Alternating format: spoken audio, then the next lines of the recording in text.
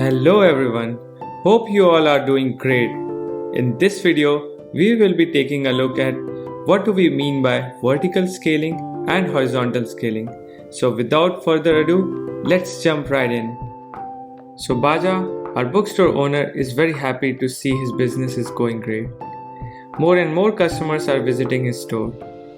In order to deal with the increasing demand, he had to put more and more effort.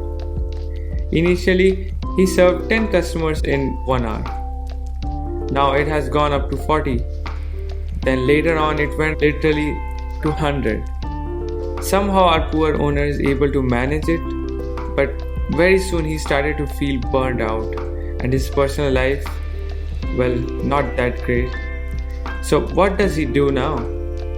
So now in order to solve this, what he does is hire more employees to handle this workload. He assigns different sections of books to different people. John would be handling thrillers, Mark romance, Rahul horror, and Raj mystery. And guess what he does after this? Take a long vacation with his wife in Hawaii. So now let's try to understand scaling based on this example. We will be seeing Baja as the server because he is the one doing all the work in the bookstore. He starts off by handling 10 customers per hour, later 40 and then 100. The way he increases effort, server can also increase its compute capacity. It can go from 2 cores to 8 cores and beyond, and at the same time increase its RAM as well. This is known as vertical scaling. That is, we keep on making our server more and more powerful to handle our work. But there's a catch. As we say that Baja could only push himself to certain limit to serve more customers, similarly, server also has that limit. We cannot indefinitely add more core or increase its RAM to make it more powerful beyond certain limit. Now we also saw that when Baja had too much work on him, he hired a few folks to help him out. Similarly, when a server has too much work, it can divide its work among other servers.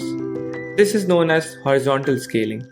Instead of having one server doing our job, we will have multiple servers collaborating together.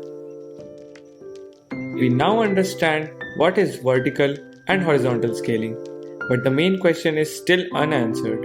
How do we decide between the two when designing our own system?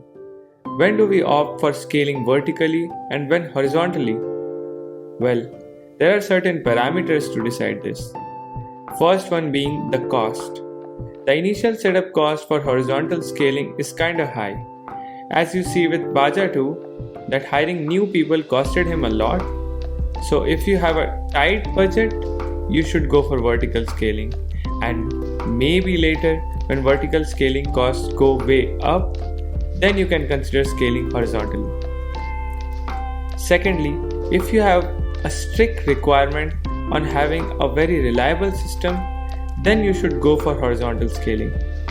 Why is that? Well, if you observe closely, Baja, when he becomes sick, then his shop wouldn't be open for that day and his business suffers. Similarly, if we had one server and it fails, the system is down for that moment, which is not the case with horizontal scaling. In horizontal scaling, if one of the servers goes wrong, then rest of them are still there for handling that request. Coming on to the third point, that is complexity. If you see, handling multiple employees would need some good managerial skills from Baja. Similarly, for horizontal scaling, you will need to ensure that all the servers synchronize and communicate effectively. Managing multiple servers are harder to maintain than a single server. Talking about scalability, it was clearly visible that we can't keep on scaling up our servers to infinite power. There is a limit to that. So vertical scaling is not that scalable. On the other hand, we can keep on increasing those servers, making horizontal scaling more scalable. Well, there are more points to be considered. but these 4 can be seen as the most important ones. Thanks for watching, and if you like the video, please consider subscribing.